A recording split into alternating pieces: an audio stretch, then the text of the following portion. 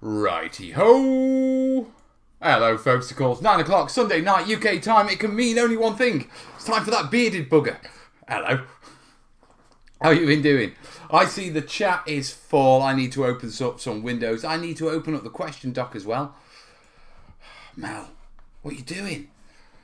That's really bright as well. I need to knock the brightness down on that, don't I? Because it makes me look all pale.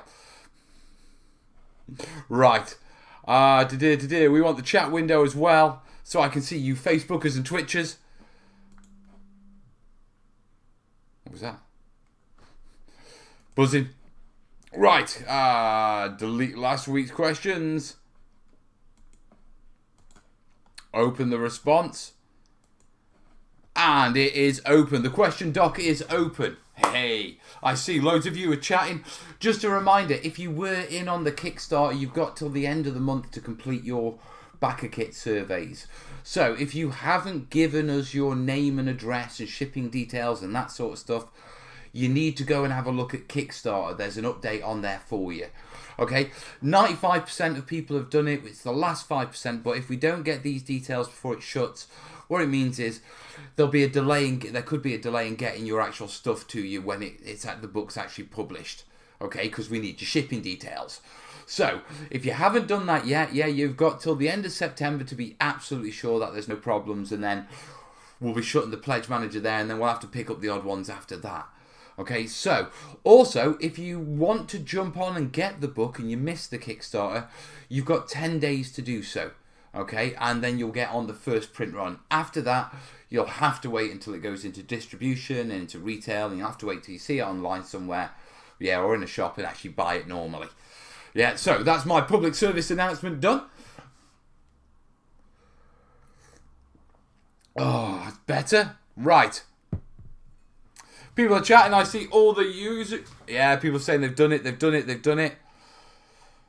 Yeah, link is down below for the question doc. So if you've got any questions, simply jump down into the description down below.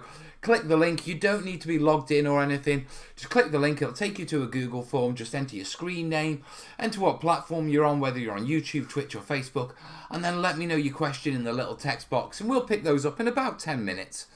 Yeah, and as Kat is putting in the comments right now, yeah, if I run out of questions after about an hour, I'll go to bed, because I'm an old git.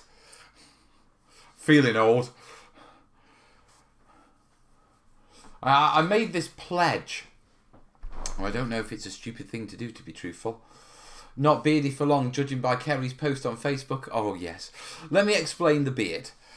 Okay, I used to physio for a football club, and whenever every football club in the UK gets a chance to compete in the FA Cup, they have playoffs.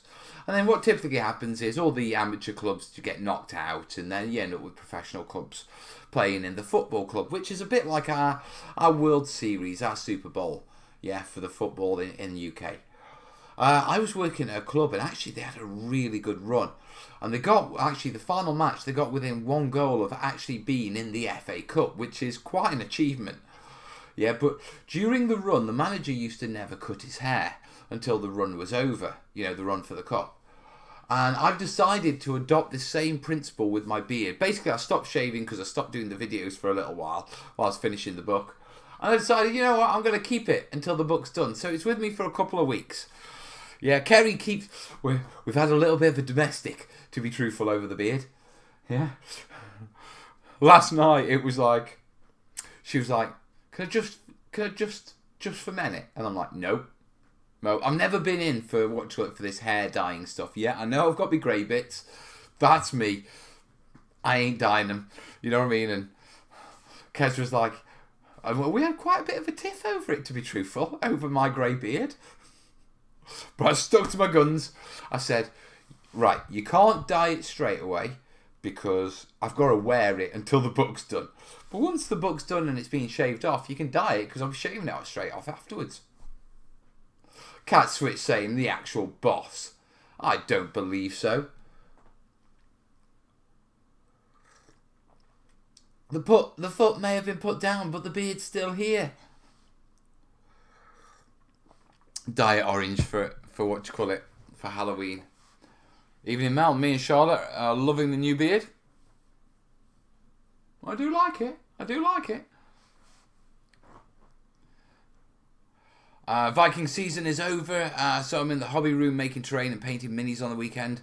Blackstone Fortress now, Amble in the painting, and BSC themed kill team building table in the building. Very nice, Odin.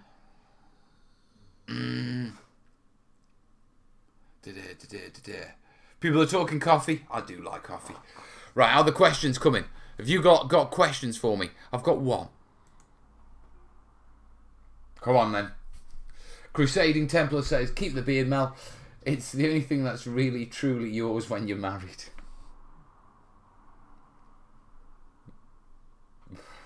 Hey, Grawley. Mel, just remind Kez that Richard Gere's career only took off when he went grey. Not wrong with a touch of dignified grey. Actually, no, she quite likes the grey, does our Kez. Yeah, but I think the thing is, I have little wisps of it, you know, and I've got the sort of grey goatee, but it's not overpowering. And I think the full-on beard, yeah, it was just too much for her. Too dignified.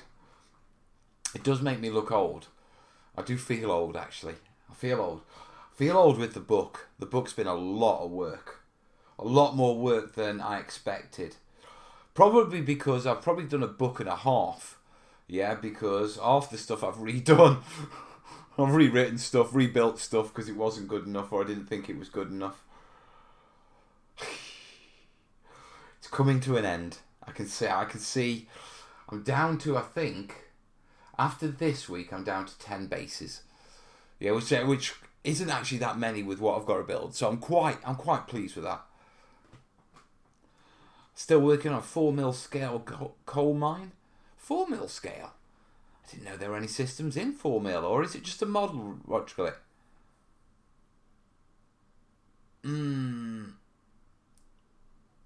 Method saluting. You're not old. Really? Hey, Jace. She might like the grey. It just doesn't like the bum fluff in his chin. Actually, she likes the tickles. She likes beard tickles.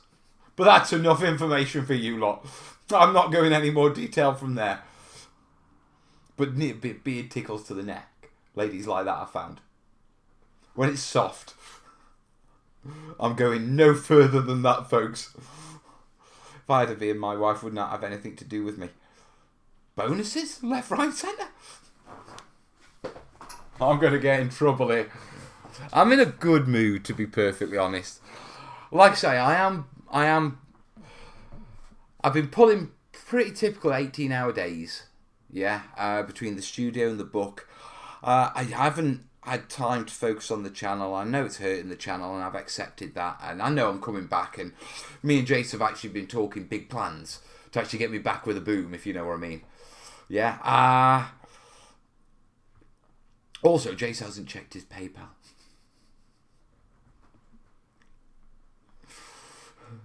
Yeah. Damn right they do, Mel. Is that beard envy from Jace? I think he's a little jealous of my man beard. You don't look different, to be honest. Always thought you had a beard. That's because the chances of me shaving on a Sunday were very rare. Although I did shave before what you call it. You don't look any. Mel's beard goal. Let it grow so he can have a Captain Birdseye part in ads. Do like a bit of fish finger. Is Kez home? Is she listening? She's having a lie down upstairs, so I'm safe for the minute. Jay says, my beard is a majestic dicky. Just a bit scruffy sometimes. Cat, how dare you? Scruffy. Yeah, I do. I go caveman mode. You know what I mean? When you've got a project to complete and it's like, I go into this sort of like tactical mode where I don't really need to shave. I'm not going to bother shaving. Then it gets all unruly. And this time I didn't even bother shaving. I just trimmed it. Which was a whole new experience as well, trying to decide how to trim a beard. I've never had to do that before. The difference is stubble. Maybe you should stick with the stubble. Grawley. Okay, if we're going to have shave-related questions. Yeah, and it's a question to the fellas. But to be perfectly honest, there will be ladies out there who could answer this one. Electric shave or wet razor? For me, always wet razor. Always. I've had electric shavers. I had one, I used to have one for work. Yeah, that I used to keep at work so that if I had a meeting, perhaps in the afternoon or something like that, and perhaps I got a bit of shadow, or perhaps I'd flown out of the house, you know what you do, like with the kids messing you about and that sort of stuff, and got to work and realised, like, hey, I've missed a bit, you know.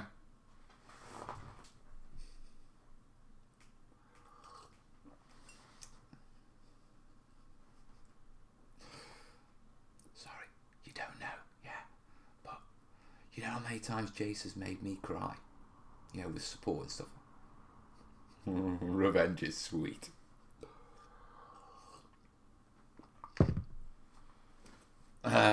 Wet razor, electrics usually hurt. My beard is thick and sturdy.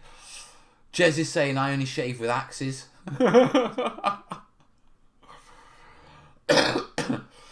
Dennis is saying I haven't shaved in 5 years. Yeah. Dickie's saying electric trimmer, beard's past my clavicle. For your clavicle, that's your collarbones. So that's one hell of a beard. Wet razor. I'm a wet razor sort of guy, to be truthful. Why does hair grow on the face grow 10 times faster than hair on the head? And why don't you have a bald spot on... Why don't I have a bald spot on my chin? Because it's pubic hair, mate. It's not body hair. Facial hair is pubic hair, whereas this sort of hair is what's natural. What's the term for it? There's 2 terms. Hair wasn't really my thing during my time at the physio, but I remember we covered it, and there's 2 types of hair. One is one's a pubic hair, which is more robust and has more, is it keratin in it? That makes it sturdier. Yeah, it's white, it's firmer hair than the top of your head. But Jamie's saying, I'm ex-army, so clean shaven, but wet razor. Well, you see, right now I'm supporting a leave beard. Although even when I was in, I never really did the leave beard thing. I mean, I might not shave, but I never went to the stage of shaping it into a beard.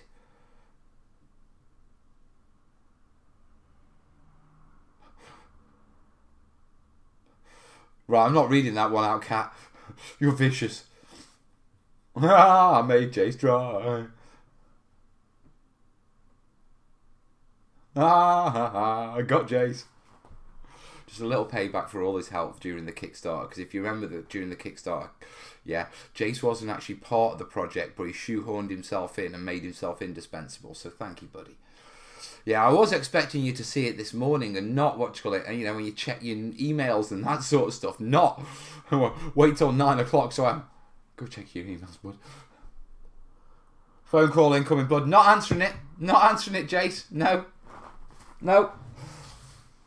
Yeah, just a little treat for Jace and the family. A weekend away for him, hopefully.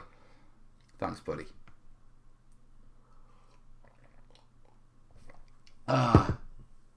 Right, questions. Let me have a look at the questions. No, I'm not answering you, Jace. No, gone. No, you can bugger off. I'm not answering you. You can catch me in the studio over the week. Hey, I'll take the family away. Have a really cracking weekend, mate.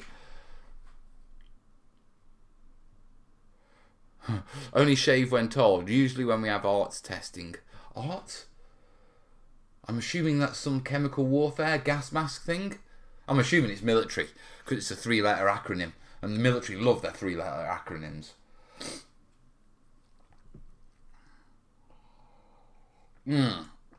I've got 6 questions, so tell you what, let's stop the shave talk, because we're 15 minutes in, and let's get stuck into some questions.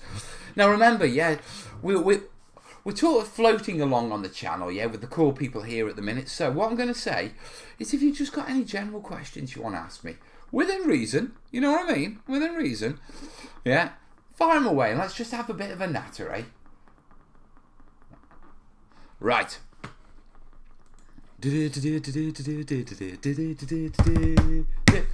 Now I'll do the normal thing where I read the question first before I read out loud in case it's got something naughty in it. Gary's saying, my little ones want to know, what car do you drive? I mean, for this to be the first question, yeah, I did say I was opening it, but, you know, okay, if we're starting with that car, I drive, a Dacia Duster. Yeah, now, it's basically a budget 4x4. It's made by a company called Renault, but it's their budget version. So it's a really cheap car to drive, but it's a really solid car. Now, the reason why I drive a 4x4 is, one, Kerry has to borrow my car occasionally. Yeah, so I prefer a 4x4 with Kerry driving. Yeah, but more importantly, where I live, there's a horrendous amount of potholes and speed bumps. And with my last car, it actually cost me quite a lot of money in wheel alignment, suspension, and car stuff. Yeah. So this time, even though I live in the city, I decided I wanted something that could cope with those. And the other thing was the 4x4, with the seats dropped, it has enough room in it for me to put all my terrain stuff in, to deliver boards and that sort of stuff. So I drive a big white 4x4, yeah, but a really cheap one. Because for me, cars are four wheels that get you somewhere. I don't really care what it looks like. It can be pink and flowery, yeah. I more care about how reliable it is and how well it will do the job of getting me from A to B. Hope that answers your kid's question. Quite an interesting one then. Why were they interested in what car did I drive? I've never been into posh cars. The only time we had a posh car was when me and Kez were younger and we were doing quite well. She had this little roadster, sportster thing from Mazda, yeah, and she had it as her treat, and it became a Sunday car because I'm 6 foot tall, and every time we did the shopping in it, yeah, the boot was non-existent. You could barely put a suitcase in the boot, yeah, or a laptop bag. So every time we did the shopping, I would come home from the shops, yeah, with bags of shopping stacked up and around my feet. So I've never really been into into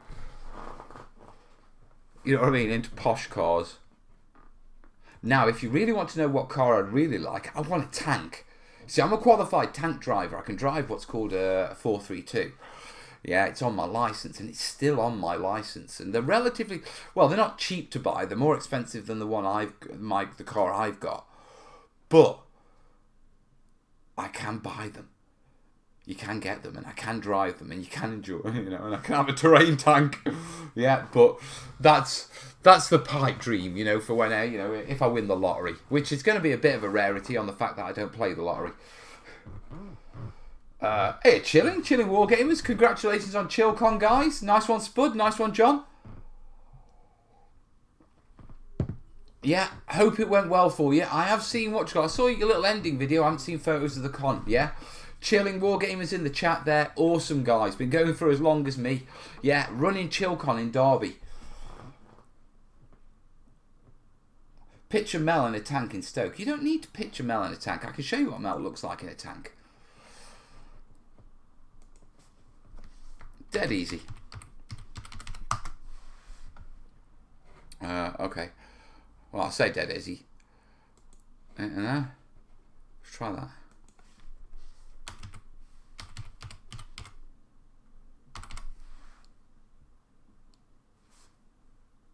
Okay, mate.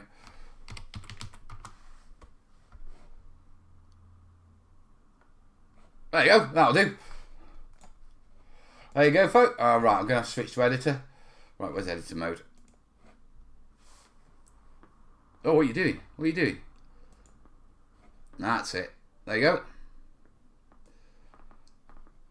Well, that is Mel in a tank. Simple. I like my tanks. That's actually a 432 with a what turret was it? Was it a Fox turret? Can't remember. It's actually packing a 40mm compressed air, paint cannon. That's where we go tank paintballing. Where we go paintballing in tanks. You'll notice if you look right at the back of the turret, you can see sort of the round cylinder behind the cupolas, the sort of hatches that are folded back. That's actually a compressed air canister. And then what you do is you load the actual tank gun with the breech of the gun with 40mm ping pong balls filled with paint, and then you fire them at the other tank. Yeah. Hey, I'll throw that one on as well, just so you can get a better idea. There you are. That's a 432. If you imagine it without the turret, that's the tank I can drive. Me and Mike. Mike looks like he belongs in in Al Qaeda. To be perfectly honest, he's a very old friend of mine, and he's actually one of my old captains from when I was in the army. We met through wargaming. We served together in the Royal Army Medical Corps. Yeah, and then this one time I went into Shrewsbury Gatekeepers Club. Yeah, and he was standing at a table and he was like, "Bose, come on." I'm like, "Hey, sir," and we've been best friends ever since. Yeah, so they are. There's the tank pics. Yeah, that's a better one of of the compressed canister, just so you can see it. There you are. There's Bosicle. Yeah, but you can see the compressed air strapped onto the back of the turret, and that's what fires the actual ping pong balls. How cool is that? Tank paintball. 432, a tank? No, well, it's an APC, isn't it? I mean, it's not even AFV. A tank is, a tank, yeah. Then you've got AFVs, which are a combination of personnel carriers and fighting vehicles. So, armoured fighting vehicles. And then you've got what is an APC, which is an armoured personnel carrier. Now, the 432 is the British adaptable one. It's used for all sorts of things, from general troop command and control, mortar platform, signals wagon, but it's also used as an ambulance. Yeah, and that was the role I trained to drive it in. But it's a tank to everyone else, so I'm calling it a tank. What speed could it go? 432. We could get up to 40, 50 on a 432, mate. I can't remember what was the old... It's been that long. I mean, a warrior can pelt it. A hell of a lot quicker than a 432.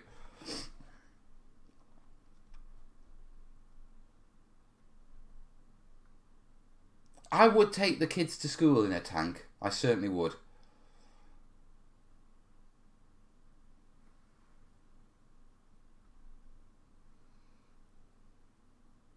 Sounds like an upgrade from the Universal Carrier. Basically, it was, troop carrier. Right. Kat's asking, how's the Halloween build going? What's the schedule for us to join in? It's ticking along at the side. It's just bits and bobs of bases that I jump on once the book stuff is done. I'm not even going to think about it till the start of October, to be perfectly honest. So I've got at least another week before I need to start thinking about making that public, Kat. Bill's saying, when will we see the 6mm stuff you were playing with the other week? Probably about another week for playing around with that as well. The buildings, I can't show you the landscape because that's book stuff. Right, Grey Mane. What's the best thing to use for deadfalls, as I'm planning a table with a few dense forest sections with a lot of down trees? Dried wood is best. Driftwood works really well because it's had its bark washed off. Typically, it's well dried out by the time you pick it up. Best place to pick a driftwood up is, if you're not near any beaches or coastlines where it might appear, is any rivers, anywhere where there's a sharp turn in a river. Because what you get is, whenever you get a sharp turn in a river, whenever you get like the mass floods and heavy rainfall, it sort of it fills the river up, and on sharp turns what it does is it throws, as it comes round, it throws all the debris against this bank. So if you know where there's a sharp turn, you can always find, river wood there. Yeah, that's been washed and bleached dry. Really good if you're camping. Yeah, first place to check if you're looking for firewood. Have you seen the vids of the guy who drives around London in the bright yellow scimitar? Mad git. Love that! Series, there's a scorpion that I could go bloody fast on roads. I know a troop of Blues and Royals got booked for speeding on a dual carriageway. In a scorpion. No worries, Jace. Bill saying, pick up driftwood on river dams too. Do you? I haven't been to many dams, to be truthful. I mean, we have reservoir dams, but I don't see river dams that often. Then again, saying that, Kez must see tons of them. Absolutely tons. But that's going to be the best place to get deadfall and the best thing to use for deadfall trees. The other thing that is good is plant roots. They look great as like upturned trees and all that sort of stuff. So, going out, getting some plant roots, giving them a wash off, get the soil off, let them dry, Put them in an oven after after a roaster's been in, as it's cooling down, just to dry them out completely. And then you can just paint them up as normal. Give them a seal with watered down PVA so it can soak in, make them hard. Give it a paint as normal, mate, and you'll be good to go. Hope that helps you, Greymane. If not, come back and any clarification questions, let's get them in the comment. Hey, Will. Right, Dummy. First of all, I'm new to this and I'm really enjoying it. Welcome aboard, buddy. I'm building the Talisman board game. Nice. Big scale, every square is A4 in size. Talisman. The board is going to be big. 2.2 meters by 1.5 meters. I need a cheap way to do a river. About 30 centimeters wide by 50 centimeters long. Resin epoxy is too expensive in Sweden. Any tips and tricks? Silicon sealant, mate. Silicon sealant over some sort of bluey, greeny, depending on your colour they choose for your river. But you can get silicon sealant. It'll cost you £1 or €1 or €2. Yeah, you push it out with a corking gun. Yeah, but you can get tubes of it that are squeezy. All you got to do is squeeze it over your river and then just stipple it down. And it'll give it a nice little choppy, wavy, frothy look. Okay, what you can do is go find a teddy bear, yeah, from a charity shop. Rip that open. Inside it will have something called polyfiber, which is kind of like a plastic cotton wool. Yeah, while the silicon's still wet, you can pull bits of that out, wisp it up and just press it into the silicon and the silicon will grip it. And it looks like the mist that comes off from heavy froth. So putting a bit of that will help break it up as well. And I think as a cheap way to go, you'll get a really nice, realistic looking result that's actually quite durable as well for gameplay. Yeah, so I think that's your best option on that way. There are acrylics and that sort of stuff, but they tend to be more expensive volume-wise than resin. So if resin is expensive... Hello, darling. Hello. Yeah, if resin is expensive, then your acrylic or water effects are going to be too expensive. So I go with that silicone, mate. The other option, of course, is you could go with some sort of putty, gloop, filler, stucco, joint wall compound, stuff for filling cracks in walls. Lay that down, yeah, slightly thinned, and as it's drying, come along and stipple it to get some wave effects. That would give you a non-translucent surface, yeah, so you wouldn't be able to see through it, but it would give you the waves that then you could paint up and perhaps put a gloss varnish on, which is another cheaper way of doing it.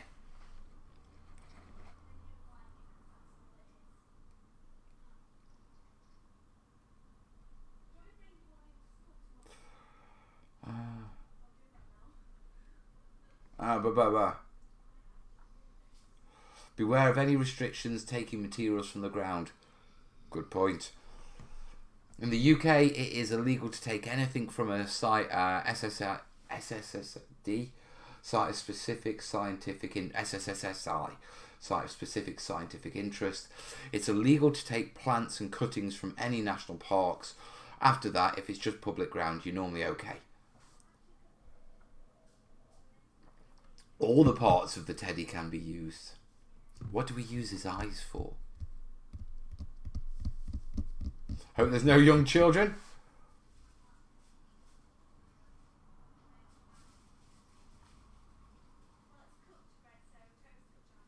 Silicon sealant is more like £3-4 a tube in Scandinavia. Really? It's dirt cheap over here. Yeah, Jason's just realised he's about 5-10 minutes behind the show. My technical support, everyone. Right, Dommy, I hope that helps you, mate. Definitely reckon you need to be looking at probably either create a non-translucent surface using, a stucco or a filler and stippling it, or silicon sealant is a good option, mate. Dave Cook's asking, hey Mal, I watch all your vids and learnt loads. Nice one, Dave. I need to get some weathering powders. Which brand would you recommend? Oh, I don't know. I don't know, to be truthful, because here's the thing. Yeah, I don't use them.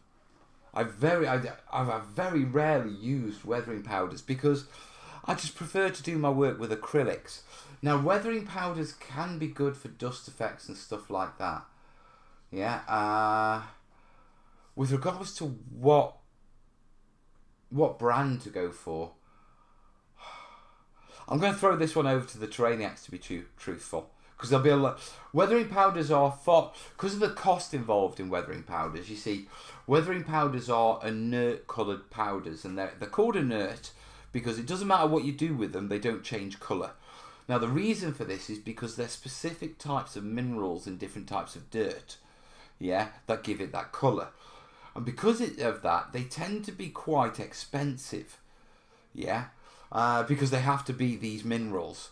Yeah, they can't synthetically make them and stuff like that. And so for large application jobs, they're just not cost effective. So they're mainly used in small scale modelling, where a little jar will last you quite a long while. But I could go through a little jar in, a third of a board, easy. So I don't really mess with them. Yeah, so I'm going to, if you want weathering powders for terrain, go get natural pigments meant for paint making. Yeah, that makes sense. Most of the terrain guys I know use MIG. There's a few, isn't there? There's MIG, there's AK. Go to the art supply store and get the paint pigment powders and mix your own. You get several times the amount of the commercial stuff at a fraction of the cost. There you go. Paint pigment powders. I'll have to ask Fred about that. Cat, that's just evil. You shouldn't be given teddy bears. I'm starting to worry about you, Cat. Slitting people's throats and then teddy bear eyes. Getting a little bit concerned, to be perfectly honest. Might have a serial killer as the moderator. Rethinking staying over when we nip over to America. Vallejo do weathering powders, so do Tamiya. Yeah, doesn't matter much. Find an offer for a discount. I found no real difference from MIG or AK, for example. It's my time of the year. Yeah, it is Halloween time for Kat, isn't it? She turns rather evil in Halloween times. To be truthful, yeah, because these are inert powders, the companies are basically selling the same shades of dirt. So it doesn't really matter that much which one you get it from product-wise. They might do little different things with how they grind it up and how they package it. But, you know what I mean? You can do your own as well, just sieve earth and dust and bake it, done. Yeah, you can, because it is. That's all what you call it, pigment powders are. That's all pigments are. Stuff that's been dug out of the ground and crushed up and dried. Yeah, all our red pigments come pretty much from iron. Yeah, rocks with iron oxide in, giving them a red look. Turn evil, my kids would challenge that.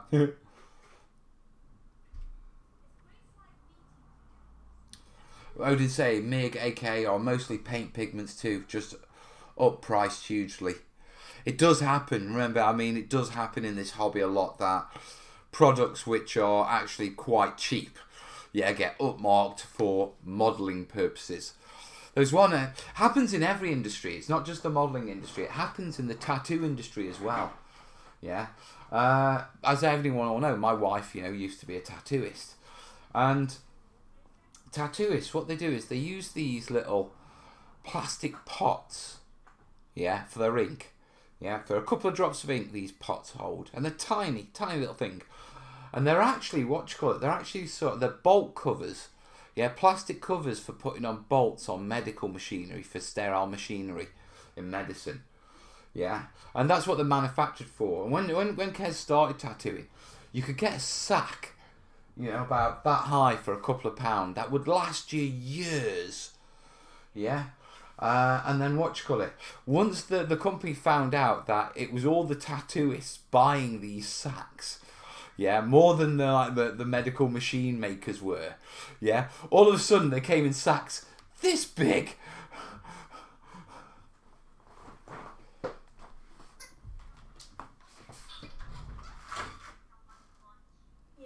Unless it's the pigment for red food colouring, then it's dried up ground cochineal beetles. Dad, I don't can you think... open the door, please? Yeah, sure, darling. Hello. Hello, darling. I'm nice. Hello. I've got hot chocolate. Is there any actual drink in that, or is it just like marshmallows and squirty cream? There's actual What, chocolate. did you show it the kettle just as a hint? I didn't even put any hot water in it. Oh, God. No, it's hot milk. Love you.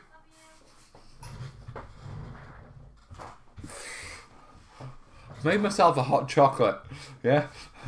It's about that much hot chocolate, that much squirty cream, marshmallows and sprinkles. Willow does like making her own drinks. If she ever gets a job in like a coffee shop or something like that, they're going to be bankrupt in a week. Easy, easy.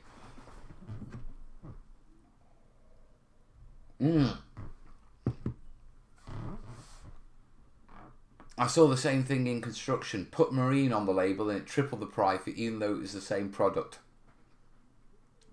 I mean, there are some marine products in building, isn't there, that are specialists. Because I know you can get waterproof PVA and stuff for marine applications, which isn't the normal sort of PVA. But it happens in every industry. The trick is to know what it is and to figure out, the cheap one. Of course, I mean, Luke APS is the great one for that. He's always digging down stuff and finding out what it's made of and that sort of stuff. So, credit to him. So I think we've nailed Dave's weathering powders. Pigment powders seem to be the way to go. Yeah, from your local art store. Or alternatively, just go find some interesting dirt.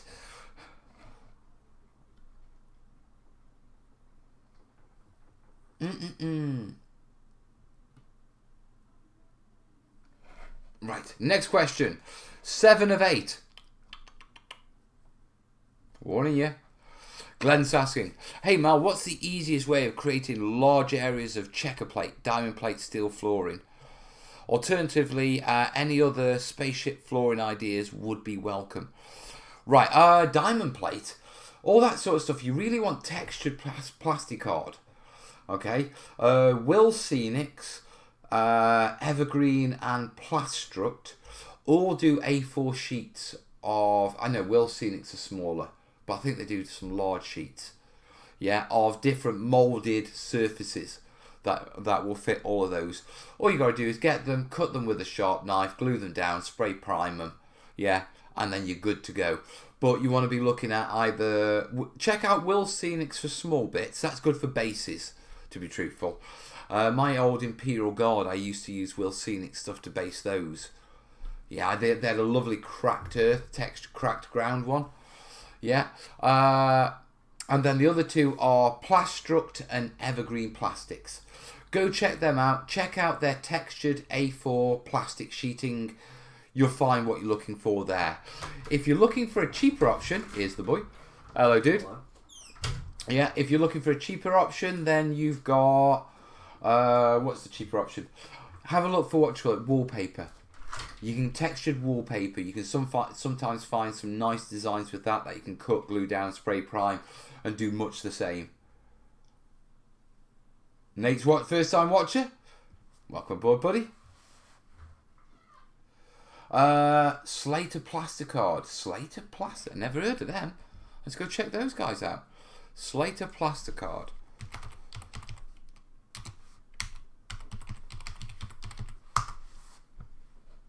Ooh. Ooh. Dad, you seem enthusiastic about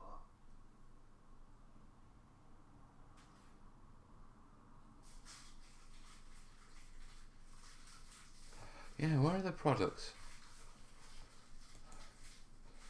Plasticard. Large sheets, colour sheets, embossed plasticard.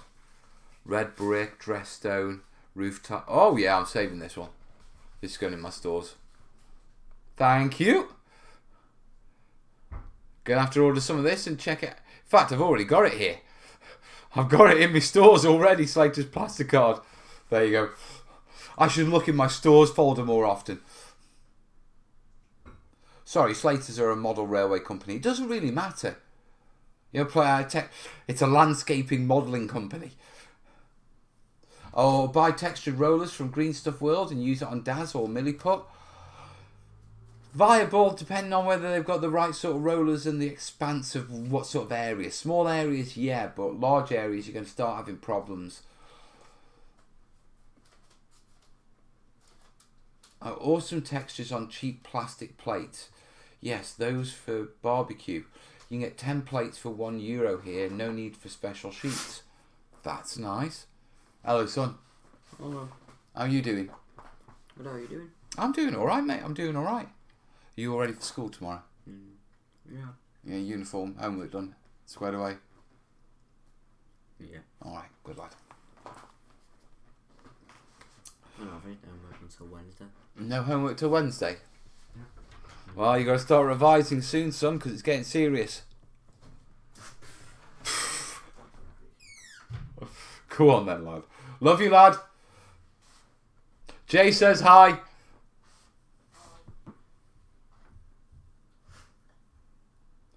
Nate, what?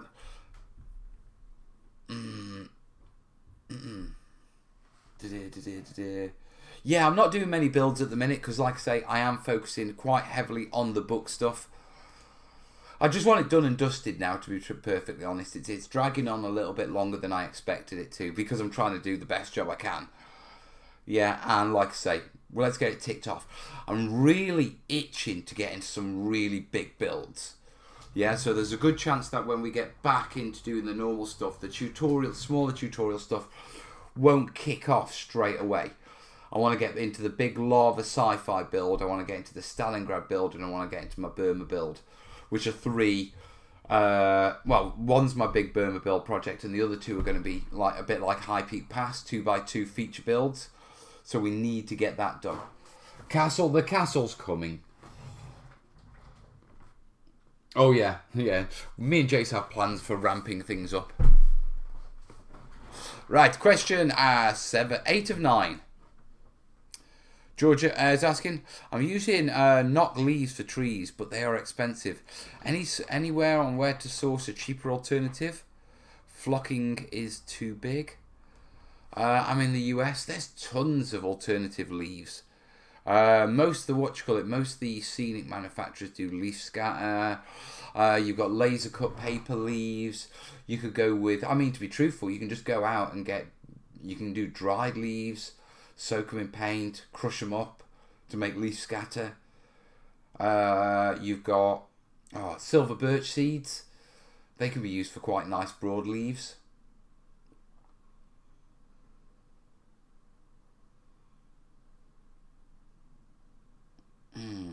Just watched a Black Magic Craft episode where Gerard from Shifting Sands talks a little about making your own rollers, which if planned out and have a rotary tool seems do making your own rollers. And watch Gerard does awesome stuff. He's always about making interesting tools.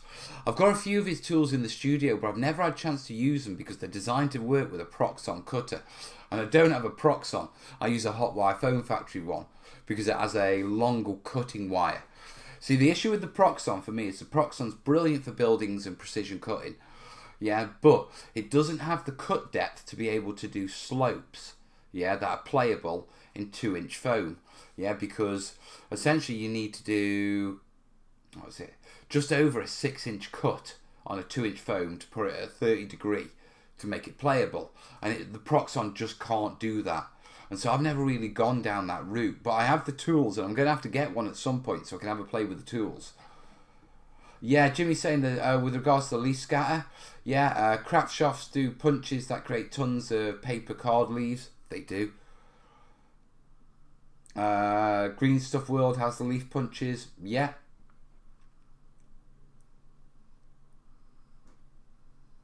Jace is punting out the terrainiacs group. If you're not part of the terrainiacs group on Facebook, link is in the comments right now. Right. I am rolling on. I am on question 9 of 9, guys.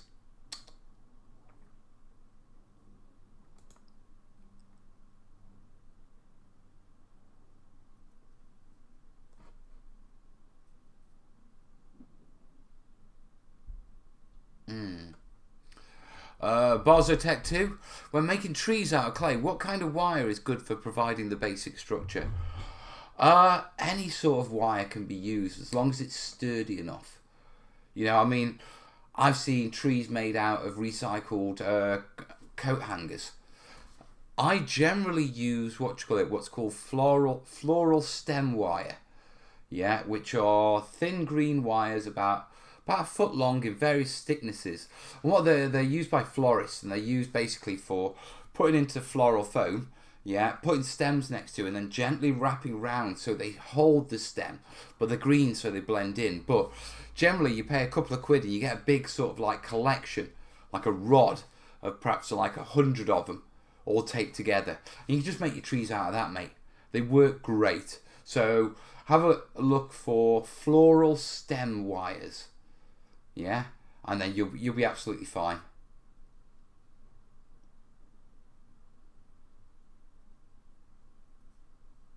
People are talking foams. I haven't seen the Black Magic Craft episode, but I'm assuming they're talking about the difference between polystyrene foam and phalenic.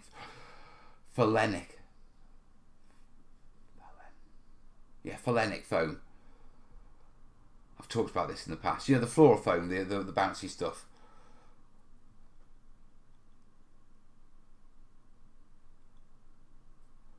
I was thinking about how to make those rollers seamless by starting in the middle, then cutting the tube in half, glue the outside ends together and finish the design. Yeah, that could work.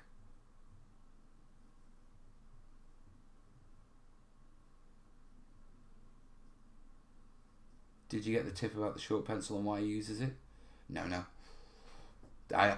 I'll be honest with you guys, with regards to me and watching movies, I've watched next to no YouTube, and I don't normally watch other crafters, to be perfectly honest. The only thing is, if you don't watch their stuff, you can't say what they say. And there was an instant years ago, I'd watched one of Viv from, Rubbish In, Rubbish Out. And I'd done a video on a similar topic, and I used a phrase he used in his video. And you very quickly realise that you can't watch other crafters' videos because little slip-ups like that make it appear like you're just copying their stuff. I know my mate Carl Tuttle, who does independent characters, I know he doesn't listen to any other 40k podcasts, yeah, so that he, you know, his thoughts are his own on his podcast.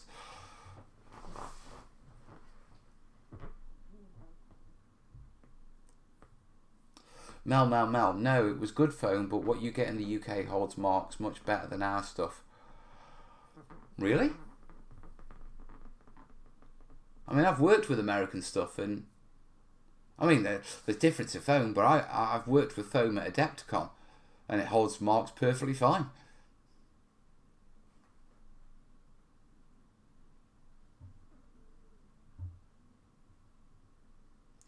Pencil thing is about the angle. A long pencil doesn't mark up the foam as nicely as a short pencil. Who would have thought it?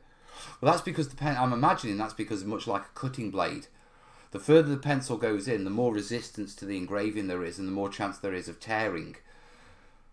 Yeah, no different than when you cut in foam. You know, if you cut if you cut a piece of foam, okay, if your blade's up really high, there's actually very little, there's actually very little blade surface, which means there's a lot more tension on the foam on the blade surface. If you angle, there's more of the cutting surface, so there's less tension on the foam. Same indicator, I imagine, with the pencil. The further you push it in, the more drag and the more chance of tearing. So I imagine that's why a short pencil. It's why I always use pens, because it's got a nice little short nib. Also, the benefit of the pen is the ballpoint pen has a little ball on the end which is designed to roll, so it will roll along the foam rather than actually cutting the foam or ripping it.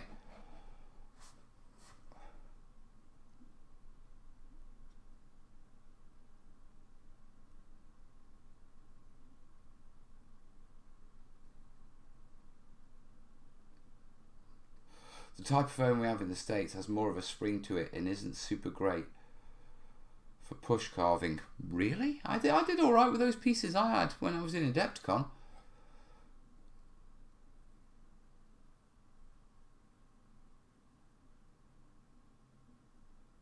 It makes perfect sense about the pencil, but not something we think about until it's pointed out. Ironically, I'm glad I didn't watch that video, and there's proof that I didn't watch it, and it's been brought up here, and I knew nothing about it, because there's a couple hundred words on what's a proper cutting technique and engraving and ripping foam in the book. So I know I can't get accused of nicking that one. That's mine. I worked that out. I'm not saying I worked that out and he nicked it from me. I'm just saying I figured that one out on my own. Do you know, that's one of the awful things with this sort of thing, you know. I suppose in all science, you know, when you figure something out, it's accredited to you. You know what I mean? So, whereas in this, it's sort of like, you have two people who figure out exactly the same thing, you know, completely independently, just through practice. And because there's no formal peer review or way of publishing it, there's no way of claiming it as yours. So, you know, it becomes this, you know, I mean, who worked out that clump foliage could be made out of upholstery foam? Someone must have. There must have been one person at the start who figured that out. Do you know what I mean? Okay. Right, I've got two more questions. Odin's asking, I'm making geometric shapes of pieces from XPS foam for Blackstone Fortress board, and I would need to coat them in a durable and extra smooth to make a Blackstone Fortress glass surface. What would be the best option for coating? I normally use PVA in paint, but that leaves too many brush strokes. That would show. Right, what you want to do is, it's not so much about the materials, it's about the finish, mate. Yeah, doesn't matter whether you use PVA, whether you use whether you use filler or paint or what. Yeah, if once you've finished applying your surface, you give the surface a quick spray with a little bit of water. Assuming you're applying the surface with a water-soluble material such as an acrylic, a filler, or PVA or something like that. Yeah, it doesn't work if if water doesn't melt it. Yeah, but if you spray a little bit of water on top, what that actually does is settle out all those brush marks. Okay, works on filler, it works on paint. Yeah, just lay it down, and while it's still wet, so straight after application, yeah, give it a little spray. Just a light one, but just saturate the top surface with a little extra water so it gets a little bit looser and the brush marks can just settle out a bit better.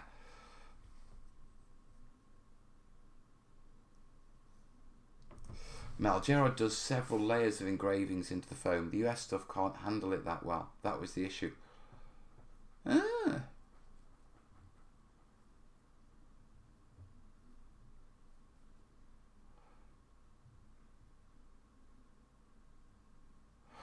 Tavern walls were unreal on how he pushed down the stucco parts instead of having to add wood beams.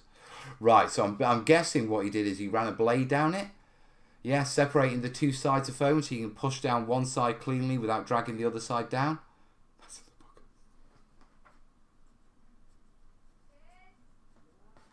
the book. Then again, I mean, to be truthful, yeah, I got that technique. Who did I get that technique off?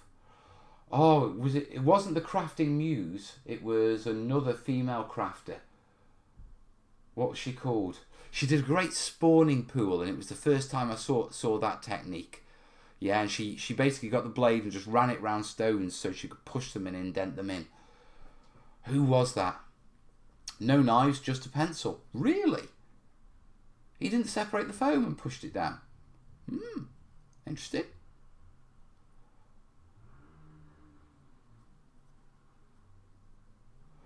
Yes, sharp pencil and hobby blade is involved. Right, okay, no knife used, just short pencil. I'm guessing he just used a short pencil to separate the foam then. But a knife can do it as well. Basically, the idea is if you have the foam, yeah, if you push down on this side, obviously the other side will come with it. If you separate it and you put a cut in, yeah, then you can push one side down independently of the other. Who was that woman? Oh, I can't remember. But yeah, on the paint, yeah, just give it a spray of water, mate, afterwards. Get yourself a little perfume atomizer. Keep it next to your paint thing and just... Tam's right, the knife was used on the US foam. There you are. No worries at all.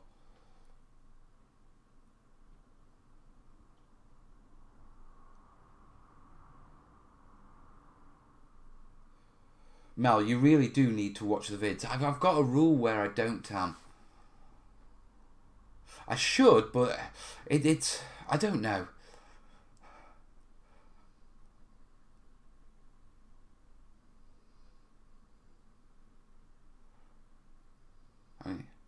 Either way, if you're interested in that, go check out Black Magic Crafts video, yeah, with Gerard from Shifting Sands.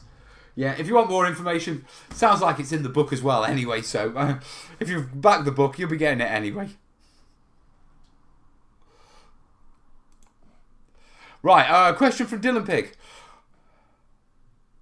What material would you recommend to make a replica castle such as Beaumaris? Oh, I love Beaumaris Castle. It's my favourite castle.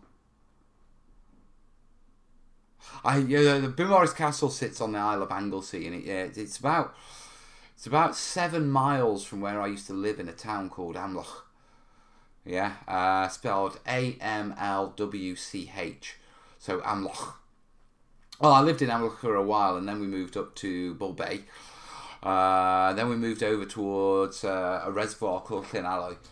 Yeah, and we lived in a place called Carragleddon. Yeah, which was beautiful. But Beaumaris was just down the road, and it's a beautiful castle. It's a small castle, but it's built with rings in defence, and you can't go on the parapets, and you can't go on the top now because it's not safe. But back before health and safety was crazy, they used to let us in as kids without supervising adults. Well, in fact, we just used to run past the gate and they couldn't stop us because it was always manned by some old dear. And then we get some old security guard, yeah, trying to chase us round this castle. And trying to chase a bunch of kids around a castle isn't easy. Yeah, the castles have lots of little corridors and nooks and crannies, and we're quick little buggers. Yeah, but the top of the castle, all its crenulations and walls had fallen down. Yeah, and so there's only about that much of a wall. Yeah, they're literally about a couple 6 inches, maybe a foot if you're lucky, of the wall remaining before the sheer drop down the castle walls. And what do you call it? And so I think what's the Welsh National Trust? There's an English heritage and there's a Welsh heritage that owns the Welsh castles. Yeah, and I think they just stopped everyone from going upstairs. With regards to building it, Beaumaris has a lot of curves and stuff like that. I would suggest foam, to be perfectly honest. Build it out of solid foam and do the engraving. Because Beaumaris is quite chunky. You know what I mean? A really nice... I don't know if I've got any photos of Beaumaris. Beaumaris Castle. Yeah, there you go. Yeah, there you are. Are you going to let me know? I need to save it. Save images. Desktop. Beaumaris. Save. Brilliant. Show me my desktop.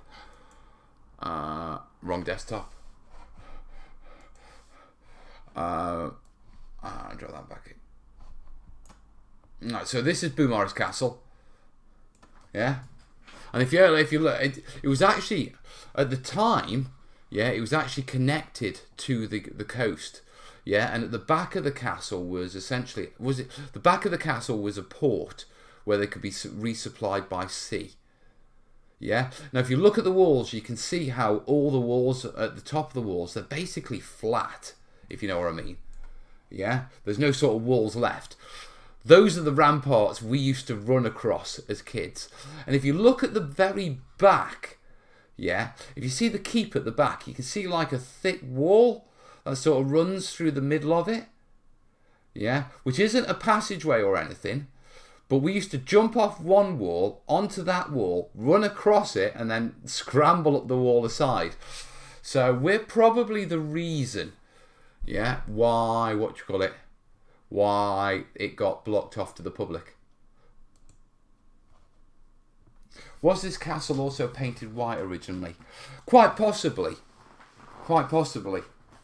I mean, the only castle that I know of that I know definitely wasn't sort of plaster cast and painted white, yeah, it's Carnarvon Castle. And that's because Carnarvon Castle was a royal castle. And what they actually did is they built it with different coloured bricks. And so it's got colour banding on, yeah, in the brickwork. And so the actual look of the, you know, the stylish and the posh look of the castle actually came from importing really expensive bricks rather than giving it a white coating. That's not the castle I was looking at. Well, that's Beaumaris Castle, mate. So trust me, if you're looking at a different castle, you're not looking at Beaumaris Castle.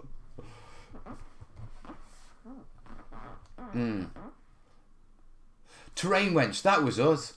That was the spawning pool. She was the one who I learnt the cutting the bricks. I mean, all the rest of the texturing stuff, I can't remember who I learnt that from. I think that was an old guy at one of the clubs. But the separating the bricks to push them in, that was from Terrain Wench.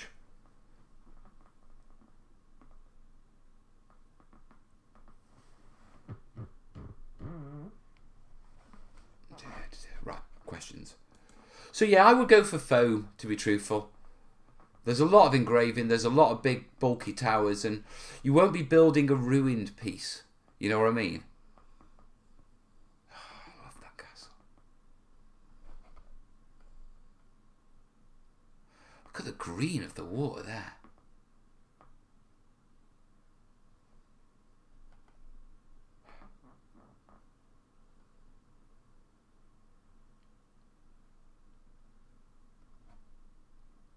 I love castles.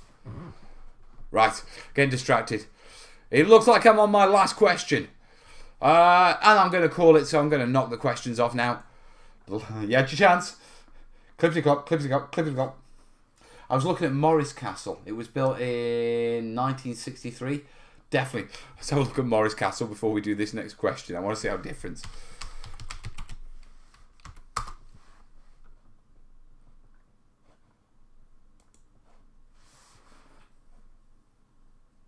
Morris Castle is the name given to a ruined castle at Road. Built in 1786.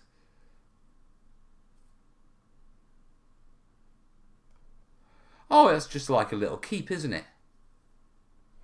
We have a nice one that's near us. Yeah. Called, what do you call it? Called Malcop. And it never got finished. Ran out of money.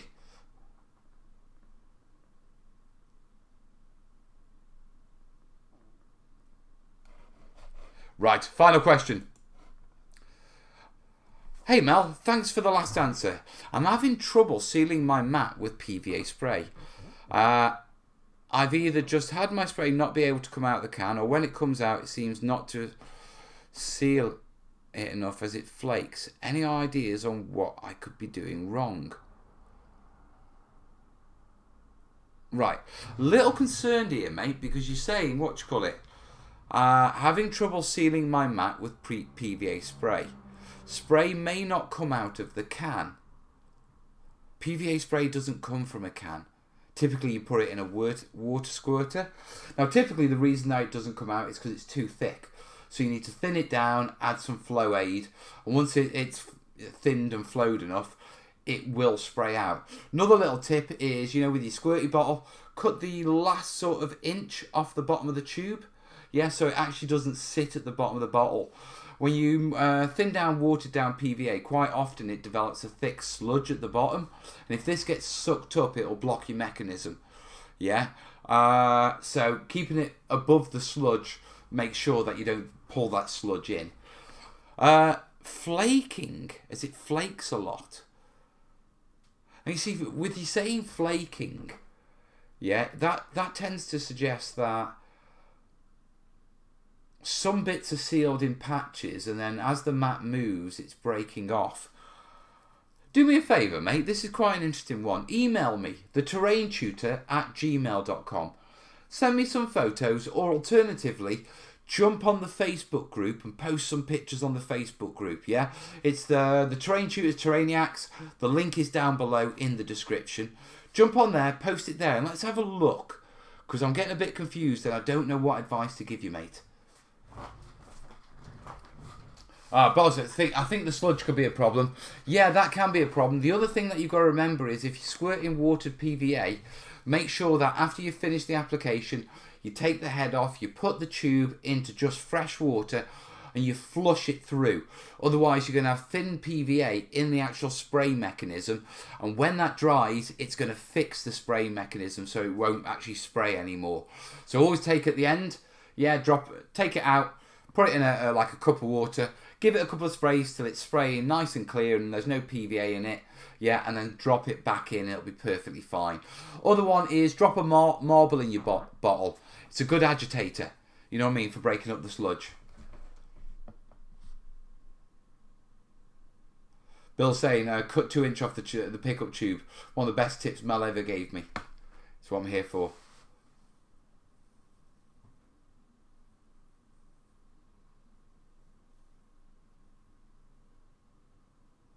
Right. I'm going to call that one now. We'll call that and get rid of those. Oh, it's better. There we go. What happened? There we are. What tabletop systems do you play? Not many at the minute. I've been a really dull, boring boy, to be perfectly honest. I hate to say it, but it's almost like it's been like months since I've rolled dice properly. But technically, I play Bolt Action. I play Legion. Play X-Wing. Play Blood Bowl. Play a few different things. Right. We are 10 past the hour. Yeah, I have a book to do, so I've got to be up early and in the studio tomorrow. So I'm going to call it, guys. Listen, well, it's been a good show. I've enjoyed it, to be perfectly honest. Yeah. Right, I'm back in the studio. I'll catch you over the week, no doubt. Yeah. Other than that, I'll see you Thursday because I'll be in the studio then. You can catch up with me then. I'm not going to say anything's coming because I'm not making promises that I can't deliver on. Yeah, but I've just got tons of book writing and book stuff to finish. So, I'm going to call it. Thanks for joining me tonight, guys. Thanks for the laugh. It's been blast. Yeah, in the meantime, I'll see you soon, yeah? All the best. Ta-da.